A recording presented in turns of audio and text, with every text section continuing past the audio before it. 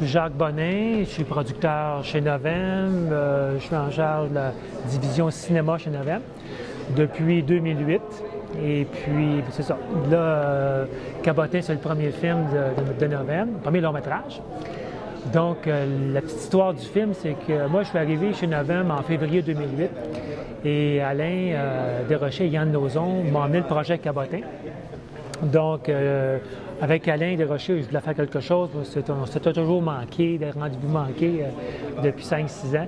Et j'ai regardé ça, puis j'ai dit, écoutez, j'ai dit aux deux gars, je vais être franc avec vous autres. J'aime beaucoup le scénario, mais je pense qu'il est mal situé dans le temps. Parce que le premier scénario que j'ai reçu de Yann et Alain, l'action se passait en 2010. Et je me suis dit, bon, écoute, je pense que c'est le théâtre de vérité, ça fait longtemps que ça existe. Je pense que l'action se passe aujourd'hui.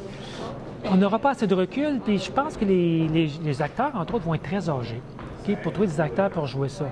Fait que là, je me suis rappelé qu'en 1985, dans le théâtre même où nous sommes ici, l'ancien théâtre de variété, c'était Gilles Latulippe et ses troupes, et ces gens-là étaient boudés par l'UDA. Le snobisme existait.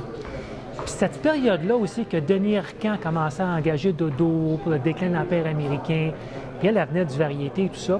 Donc, puis Claude Blanchard était engagé plus tard et tout ça. Donc, ils ont été réhabilités après. Mais à l'époque, en 85, il y avait un trou. Ces théâtres-là fermaient. Un peu partout, il était fermé, il n'y avait plus beaucoup de théâtres de variété. C'était rendu quasiment des théâtres d'expérimental, tellement que ça ne marchait pas. Fait que j'ai dit aux gars, réfléchissez à ça. Donc, ils ont réfléchi à ça, ça leur a pris 3 jours. Et puis là, ils sont venus, je dis, ouais, tu as peut-être raison. Puis là, vous voyez, qu'est-ce qu'on peut faire en 1985? On va être vintage, les années 80, c'était un petit peu la mode. Puis en plus de ça, on va chercher des bons acteurs. Là, moi, j'avais déjà réservé Rémi Gérard, je pensais à Dorothée Berryman, Jules Renaud, Yves Jacques, Gaston. C'est tout le monde en cinquantaine, là, donc c'est crédible que ces gens-là en 85 qui ont 50 ans, puis ont commencé 25-30 ans. Écoute, moi, j'étais arrivé chez Novem, je leur ai dit, premièrement, j'ai averti François Ferland, puis Véronique Cloutier à l'époque, ça va être long.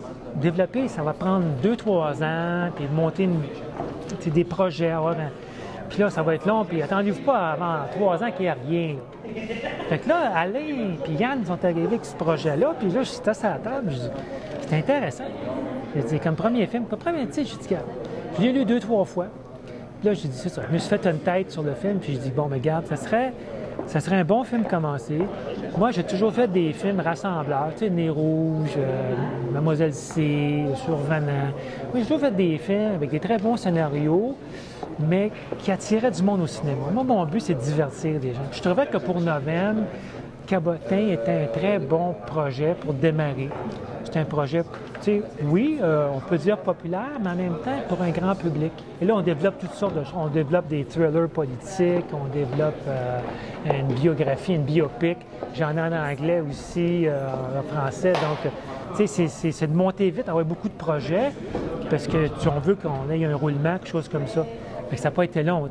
Quand je suis arrivé chez Novem, comme on dit dans le jargon, j'ai appelé mes usual suspects, là, les gens avec qui j'étais habitué de travailler. On dit, ouais, t'es rentré chez Novem, c'est le fun. Fait que là, on va t'envoyer des projets, et tout ça. Fait que là, on en redépose d'autres là, à l'automne, puis ça roule. Je pense qu'avec Pierre-François Legendre, puis Marie-Ève Milot, puis Louis Morissette, il y a même un autre côté. Les autres, oui, c'est générationnel, mais c'est plus large que ça. C'est pas juste un film pour les très, très âgés. Écoute, il y en a qui ont eu des parents qui sont allés là, donc, tu as une autre génération qui précède, puis ceux qui peuvent en avoir une troisième aussi. Je pense qu'il n'y aura pas beaucoup de films qui vont rendre hommage à ce genre de théâtre-là, parce qu'il va en avoir un, il n'y en aura pas deux. Puis je pense que la façon dont on le montre aussi, par une comédie, puis on va apprendre ces gens-là à être cultivés aussi en même temps. Il y a beaucoup de choses avant de dire, puis en plus de ça, il y a un drame père-fils, puis en plus de ça, il y a une troupe qui s'aime ensemble. Fait que là, il y a plusieurs niveaux là, au scénario. Donc, je pense que, oui, il va y avoir du monde qui vont y aller parce qu'ils ont connu cette époque-là. Après ça, on espère beaucoup que le bouche-oreille va fonctionner, parce que, regarde, si c'est une comédie cet été, ça tombe, on lance le film pendant les grandes vacances de la construction, là. Donc, on espère que, il va avoir un succès là. Mais, puis là, les réactions qu'on a là, sur le site Internet et tout, c'est assez je te dirais, 35 et plus. Là, des gens qui voient ça. Puis il y en a qui ont leur comédien favori là-dedans. D'autres vont aimer beaucoup que ce soit aller voir Rémi. On a fait un test avec un visionnement test il y a 3 semaines. Et par Cinoche.com, on a invité les gens à venir voir un film où Rémi Girard est en vedette. On a juste dit ça. C'est une comédie. Il est venu 425 personnes. Puis à la fin, ils ont applaudi. T'sais. Mais nous autres, on a toujours dit avec Alain et Yann qu'on tournait un Woody Allen. C'est un Woody Allen. Il n'y a pas d'effets spéciaux, il n'y a personne qui tombe en bas d'un 30e étage, il n'y a pas de cascade, rien. Donc, c'est un film qui se passe beaucoup aussi dans le dialogue. Puis plus, parce qu'à un moment donné, bon, il y a certaines affaires qui se passent, mais je pense que ça prenait ces acteurs-là pour jouer ça. Puis c'est un film d'acteurs, c'est un film choral, donc on ne gêne pas.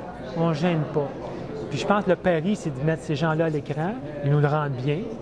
Donc, je veux dire, le pari n'est pas si gros que ça.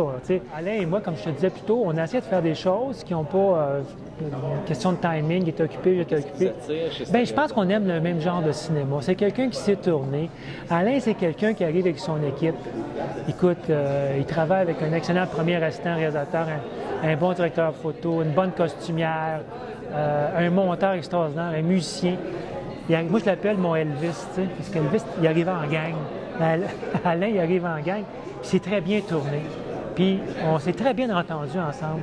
On cherchait les mêmes affaires, puis c'est quelqu'un qui est à l'écoute. Comme moi, je suis à l'écoute aussi.